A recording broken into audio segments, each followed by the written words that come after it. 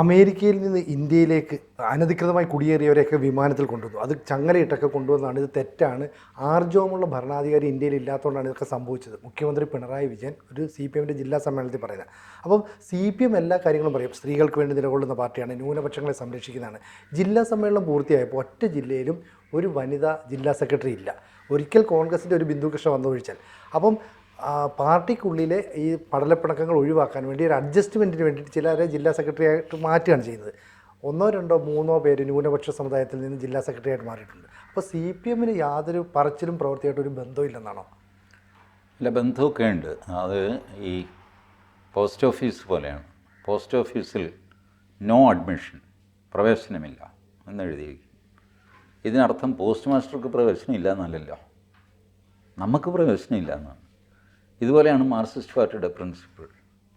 സ്ത്രീ സംരക്ഷണം, ന്യൂനപക്ഷ സംരക്ഷണം, ഈ ബോർഡൊക്കെ വെച്ചിട്ടുണ്ട്. അത് അവർക്ക് ബാധകമല്ല, നമുക്കാണത് ബാധകം. അവർക്കിതിൻ്റെ ബാധ്യതയൊന്നുമില്ല. പോസ്റ്റ് മാസ്റ്റർക്ക് ഈ ബോർഡ് ബാധകമല്ല, പുള്ളി ചുമ്മാ കയറിപ്പോൾ പോവില്ലേ.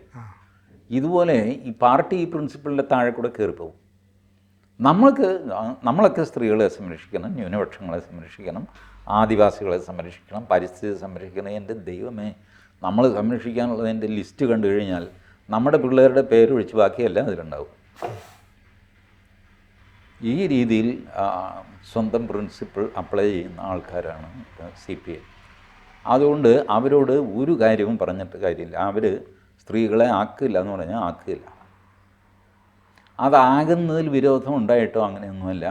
അവരുടെ ഡിസൈൻ അങ്ങനെയാണ്. സ്ത്രീകളെ അവർ കണക്കാക്കുന്നത് ഈ ന്യൂനപക്ഷങ്ങളിലെ ചില പക്ഷങ്ങൾ സ്ത്രീകളെ ട്രീറ്റ് ചെയ്യുന്നത് എങ്ങനെയാണ്, അതുപോലെയാണ് സ്ത്രീകളെ ഇവരും ട്രീറ്റ് ചെയ്യുന്നത്.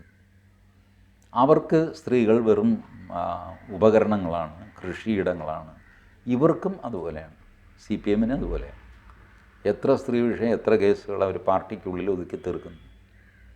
അവരുടെ പ്രിൻസിപ്പിൾ, സ്ത്രീകളടക്കം അവർ സമ്മതിക്കുന്ന ഒരു കാര്യം, ഇതുപോലത്തെ സംഭവം നടന്നു കഴിഞ്ഞാൽ പാർട്ടിയെ അറിയിക്കുക, പാർട്ടി അതിന് പരിഹാരം ഉണ്ടാക്കും. അതുകൊണ്ടാണ് നമ്മളുടെ VB ചെറിയാൻ, പാർട്ടി വിട്ട CIT നേതാവ് വലിയ VB ചെറിയാൻ. VB ചെറിയാൻ ഒരിക്കൽ പറഞ്ഞു, പാർട്ടിയിൽ ഒരു സ്ത്രീ അംഗം പാർട്ടി കമ്മിറ്റിയിൽ അവർ ഗർഭിണിയായി. അവർ പറഞ്ഞു ആ പാർട്ടിയുടെ ലോക്കൽ കമ്മിറ്റി സെക്രട്ടറിയാണ് ഇതിന് ഉത്തരവാദി.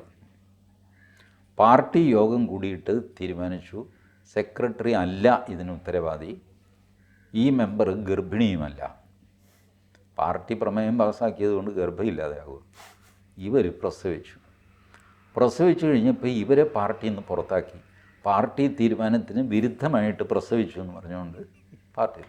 ഇത് VB ചെറിയാൻ പറഞ്ഞ വീഡിയോ ഇപ്പോഴും ഉണ്ട്. ഇതാണ് മാർക്സിസ്റ്റ് പാർട്ടിയുടെ യഥാർത്ഥ രൂപം. അവരുടെ സ്ത്രീ സംരക്ഷണം, തേങ്ങാക്കൊല എന്നൊക്കെ പറയുന്നതിന് ഈ വാല്യൂ ഉള്ളൂ. അവർക്ക് അവരുടെ ചില പ്രമേയങ്ങൾ, സംഗതികളൊക്കെയുണ്ട്. അതെല്ലാം മറ്റുള്ളവരനുസരിച്ചോളണം, അവരതനുസരിക്കില്ല. അവരുടെ തോന്നിയാസം പോലെ പൊക്കോണ്ടിരിക്കും.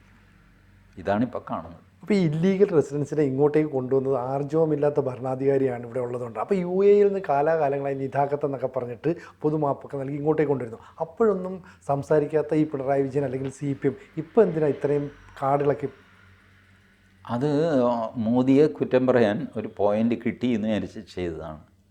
പക്ഷെ അത് അധികം മുഴിപ്പിച്ചില്ല. ശ്രദ്ധിച്ചോ? ഞാനത് ഇങ്ങനെ ശ്രദ്ധിച്ചു. അത് പാർലമെൻറ്റിനുള്ളിൽ ഒരു ബഹളമായിട്ട് അങ്ങ് ഒതുങ്ങി. സാധാരണഗതിയിൽ പാർലമെൻറ്റിനുള്ളിൽ ഈ ബഹളം വന്നു കഴിഞ്ഞാൽ തൊട്ട് പിന്നാലെ ജന്തർ മന്ദറിൽ വലിയ ആൾക്കൂട്ടം, മേധാ പാട്കർ, കവിതാ കൃഷ്ണൻ, യോഗേന്ദ്ര യാദവ് ഇവരൊക്കെ വന്ന് പ്രസംഗിക്കുക. അതിൽ ഈ കൈപൊക്ക് ടീമുണ്ടല്ലോ, എല്ലാവരും കൈപൊക്കാൻ. അങ്ങനെ കൈപൊക്കുന്നവർ, കേരളത്തിൽ നിന്ന് കുറേ പേര് അവിടെ പോവുക, കേരളത്തിലെ മാധ്യമങ്ങളിൽ വലിയ ചർച്ച, ഇതൊക്കെ ഫോളോ അപ്പ് ആക്ഷൻ നടക്കേണ്ടതാണ്. അതൊന്നും ഉണ്ടായില്ല. അത് അന്ന് റേസ് ചെയ്തു, പിന്നെ കെട്ടടങ്ങി.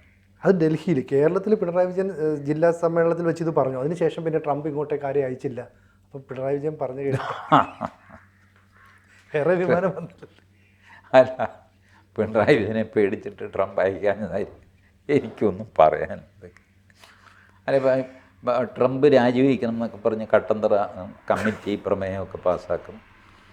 അപ്പോൾ ഇതൊക്കെ അവർ ഈ മറ്റേ ഒരു പക്ഷിയുണ്ടല്ലോ, അതേതോ അതിൻ്റെ അവയവം കുലുക്കുന്നതുകൊണ്ടാണ് ലോകം മുഴുവൻ ചലിക്കുന്നത്, അത് ചലിക്കുന്നതുകൊണ്ടാണ്, അതിൻ്റെ പൃഷ്ഠം ചലിക്കുന്ന പോലെ ലോകം ചലിക്കുന്നു എന്നൊക്കെ വിചാരിക്കുന്നത്. ഇപ്പോൾ എന്ത് ചെയ്യാൻ പറ്റും നിങ്ങൾക്ക്? പണ്ടേ പറയാറുണ്ട്, ഈ കോഴിയുടെ ധാരണ കോഴി കൂവുന്നതുകൊണ്ടാണ് സൂര്യൻ ഉദിക്കുന്നതാണ്. ഒരു ദിവസം ഞാൻ കൂവിയില്ലെങ്കിൽ ഇവൻ കുടുങ്ങും, ഇവനും പൊങ്ങാൻ പറ്റില്ല. അങ്ങനെ വിചാരിച്ച കോഴിയുണ്ട്. ഒരു ദിവസം അവൻ കൂവിയില്ല, സൂര്യൻ പൊങ്ങുകയും ചെയ്തു. അപ്പോഴാണ് ഈ കക്ഷിക്ക് മനസ്സിലായത് എൻ്റെ കൂവലും ഇതും തമ്മിൽ യാതൊരു ബന്ധവുമില്ല. അപ്പോൾ പിണറായി വിജയനും പറയാൻ ഞാൻ കൂവുന്നതുകൊണ്ടാണ് ട്രംപ് ഇത് നിർത്തിയതെന്ന് പറഞ്ഞു കഴിഞ്ഞാൽ ശരിയാണ്. പിന്നെ അയച്ചില്ല ആളിനെ. 18,000 പേരെ അയക്കുമെന്ന് പറഞ്ഞു, 105 പേരെ മറ്റോ അയച്ചു, ബാക്കിയുള്ളതിനെ അയച്ചിട്ടില്ല. അതയക്കും പിന്നാലെ പിന്നാലെ. ഒന്നാമത് ഇതാദ്യമായിട്ടുള്ള സംഭവമല്ല. ഇടയ്ക്കിടയ്ക്ക് ഈ ഗൾഫിലെ നിതാഖാത്ത് പോലെ അമേരിക്കയിൽ നിന്ന് ആൾക്കാരെ ഇടയ്ക്കിടയ്ക്ക് വിടുന്നുണ്ട്. ഈ വിടുന്നവരും മലയാളി അല്ലാത്തതുകൊണ്ട് നമ്മളിത് അറിയുന്നില്ല. ഇനി ഉള്ള മലയാളി തന്നെ നാണക്കേട് കൊണ്ട് ഇത് പുറത്തും പറയുന്നില്ല. ഈ നിതാഖാത്ത് എന്നൊക്കെ പറഞ്ഞിട്ട് വാർത്ത വരും. ഈ നിതാഖാത്ത് പൊതുമാപ്പ് എഴുതി കൊടുത്തിട്ട് ആൾക്കാർ ഇറങ്ങി വരുന്ന വരവിൻ്റെ വീഡിയോ കണ്ടിട്ടുണ്ടോ? ഇല്ല, അത് കാണിക്കില്ല. ഇന്ന് വരെ ഞാൻ കണ്ടിട്ടില്ല. പൊതുമാപ്പ് വാങ്ങിച്ചതാ ഫ്ലൈറ്റിൽ വന്നിറങ്ങുന്നു, അല്ലെങ്കിൽ കപ്പലിൽ വന്നിറങ്ങുന്നു. ഇവരെങ്ങനെ വരുന്നെന്നോ വന്നിട്ട് എവിടെ പോകുന്നെന്നോ ആരും റിപ്പോർട്ട് ചെയ്യാറില്ല. പൊതുമാപ്പ് കൊടുത്തു എന്ന് പറഞ്ഞിട്ട് അവിടുത്തെ ഷെയ്ക്കിന് വലിയ മര്യാദക്കാരനാണ് കേട്ടോ, പുള്ളി എല്ലാവർക്കും മാപ്പ് കൊടുത്തു. കരുണാവാനായ തമ്പുരാൻ.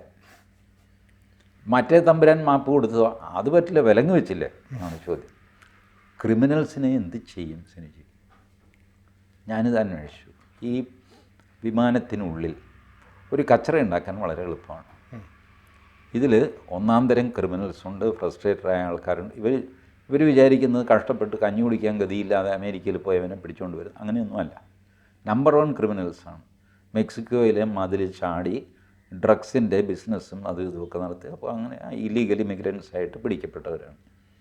ഇതിലൊരാൾ ഫ്ലൈറ്റിൽ ബഹളം ഉണ്ടായി കഴിഞ്ഞാൽ ആരും നിയന്ത്രിക്കും ഇതിനെ, കൊമേർഷ്യൽ ഫ്ലൈറ്റ് ആണെങ്കിൽ. വേറൊന്ന്, ട്രംപിനൊരു മെസ്സേജ് അയക്കണമായിരുന്നു ഇല്ലീഗൽ ഇമിഗ്രൻസിന്.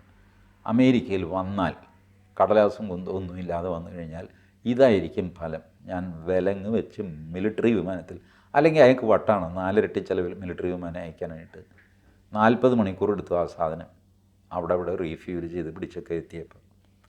ഇതിന് പകരം അയാൾക്ക് മോദിയോട് പറയാം, ദേ ഞാൻ ഇത്രയും ആൾക്കാരെ ഐഡൻറ്റിഫൈ ചെയ്തിട്ടുണ്ട്, ഞാനാണെങ്കിൽ വിലങ്ങ് വെച്ച് പട്ടാള വിമാനത്തിൽ കൊണ്ടുവരും, നിങ്ങൾക്കത് ബുദ്ധിമുട്ടാണെങ്കിൽ നിങ്ങൾ വിമാനം അയച്ചാൽ 3 ആളെ ഇങ്ങോട്ട് അയക്കുക, എല്ലാത്തിനും ഞാൻ പെറുക്കി അതിനകത്ത് കൊണ്ടുപോകുന്നു. അപ്പോൾ സെക്യൂരിറ്റിയും സംഗതിയൊക്കെ നമ്മുടെ ആകും. ഈ വിമാനത്തിനുള്ളിൽ സെക്യൂരിറ്റിയെ എൻഷുർ ചെയ്യുക എന്ന് പറഞ്ഞാൽ വലിയ പ്രയാസമാണ്. ബോൺ ക്രിമിനൽസിനെയൊക്കെ എന്ത് വിശ്വസിച്ചാൽ വിമാനത്തിൽ കൊണ്ടുവരിക, കൊമേർഷ്യൽ വിമാനത്തിൽ? അതുകൊണ്ട് മിലിറ്ററി വിമാനത്തിൽ വിലങ്ങിട്ട് തന്നെ കൊണ്ടുവന്നു. ഇതാണ് സത്യം. വന്നത് വമ്പൻ ക്രിമിനലുകൾ വരെ ഉണ്ട് അതിനകത്ത്. അതുകൊണ്ട് സ്ത്രീകളെയും കുട്ടികളെയും അവർ ഒഴിവാക്കി മറ്റവരെ വിലങ്ങ് വെച്ചു. ഇതാണ് സംഭവിച്ചത്. അത് ഇതിനു മുമ്പും ചെയ്തിട്ടുണ്ട്. അപ്പോൾ ഇതൊരു പുതിയ കാര്യമൊന്നുമല്ല. ഇവരുടെ കാര്യം പരമരഹസ്യമായിട്ട് വയ്ക്കുകയും ചെയ്യുന്നു. ഗൾഫിൽ നിന്ന് വരുന്നവർ അവിടെ ജയിലിലാണെന്നറിയാം, അതുകൊണ്ടാണല്ലോ പൊതുമാപ്പ് കൊടുക്കുന്നത്. എന്തിനാ അവരെ ജയിലിലിട്ടത്? കരുണാമയനായ തമ്പുരാൻ അവർക്കൊക്കെ അങ്ങ് വിസ കൊടുത്തിട്ട് റെഗുലറൈസ് ചെയ്താൽ പോരെ.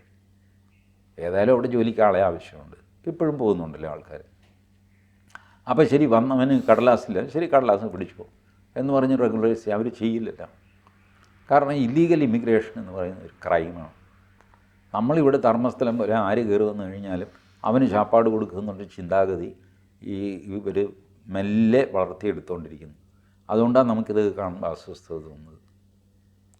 കള്ളനെ വിലങ്ങ് വയ്ക്കാനായിട്ട് മറ്റ് രാജ്യങ്ങളും മടിക്കാറില്ല, നമ്മുടെ ഇവിടെയാണ് പ്രശ്നം. അപ്പോൾ നമ്മുടെ രാജ്യത്തും ഇനി ഇങ്ങനെ വരുന്ന ഇമിഗ്രൻസ്, അതായത് ഈ പറയുന്ന രേഖകളില്ലാതെ വരുന്നവരെ പിടിക്കുമെന്നും അവർക്ക് ജയിൽ ശിക്ഷ നൽകുമെന്നും പിഴ ഈടാക്കുമെന്നും ഒക്കെ പറഞ്ഞിട്ടുണ്ട്.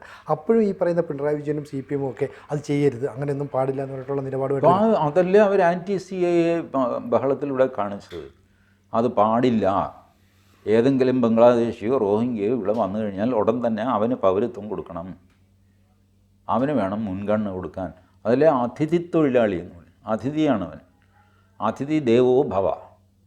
നമ്മുടെ വീട്ടിൽ അതിഥി വന്നു കഴിഞ്ഞാൽ ആദ്യം അങ്ങേർക്കല്ലേ ചായ കൊടുക്കുന്നത്, അത് കഴിഞ്ഞല്ലേ നമ്മൾ ചായ കുടിക്കുകയുള്ളൂ. അപ്പം ഇതുപോലെ അന്യനാട്ടിൽ നിന്ന് ഓടിപ്പാഞ്ഞ് ഇവിടെ വരുന്നവൻ, അത് കള്ളനോ കൊള്ളക്കാരനോ ആയിക്കോട്ടെ, ആദ്യം അവനെ തൊഴുത് അവൻ്റെ കാര്യങ്ങളൊക്കെ നോക്കുക. എന്നിട്ട് ബാക്കിയുള്ളതുണ്ടെങ്കിൽ ഇവിടുത്തെ ഒറിജിനൽ പൗരന്മാർക്ക് കൊടുക്കണേ കൊടുക്കാം. ഇതാണ് ആൻറ്റി CAA മുദ്രാവാക്യത്തിലൂടെ പിണറായി വിജയൻ നമുക്ക് പറഞ്ഞു തന്നത്. നിങ്ങൾക്കൊന്നും ഒരു വിലയുമില്ല, എവിടുന്നെങ്കിലും വന്നവൻ അതിഥിയാണ്, അവന് കൊടുക്കും. ഇതാ ചെയ്തുകൊണ്ടിരിക്കുന്നത്. അപ്പോൾ ഈ പറഞ്ഞ പാർട്ടിക്കകത്തെ പ്രിൻസിപ്പിൾസ് അത് ഇതൊക്കെ ആയിട്ട് അവർ പൊതുരംഗത്ത് പറയുന്ന കാര്യങ്ങളൊന്നും തന്നെ ആ പാർട്ടിക്ക് ബാധകമല്ല, മറ്റുള്ളവർക്ക് ബാധകമാണ്. മറ്റുള്ളവരെ അവർ ചോദ്യം ചെയ്യും, അവരെ നമ്മൾ ചോദ്യം ചെയ്തുകൂടാ. കാരണം അവർ പോസ്റ്റ് മാസ്റ്ററാണ്, നോ ക്വസ്റ്റ്യൻസ്. അപ്പോൾ CPM-ൻ്റെ ഈ പ്രസ്താവന അതുപോലെ ജില്ലാ സമ്മേളനമൊക്കെ പൂർത്തിയായി. ഇനി സംസ്ഥാന സെക്രട്ടേറിയറ്റിൽ പോലും സ്ത്രീകളൊന്നും ഇല്ലായിരുന്നു, ഒരു സ്ത്രീയോ മറ്റോ ഉണ്ട്. ഇനി സെക്രട്ടേറിയറ്റിലും PB-യിലും ഒക്കെ സ്ത്രീകൾ വരുമായിരിക്കും. നമുക്ക് കാത്തിരിക്കാം എന്താണ്. കൂടുതൽ വാർത്തകളും വിശേഷങ്ങളും നിങ്ങളിലേക്ക് എത്താൻ ABC മലയാളം സബ്സ്ക്രൈബ് ചെയ്യുക, ബെൽ ബട്ടണും അമർത്തുക.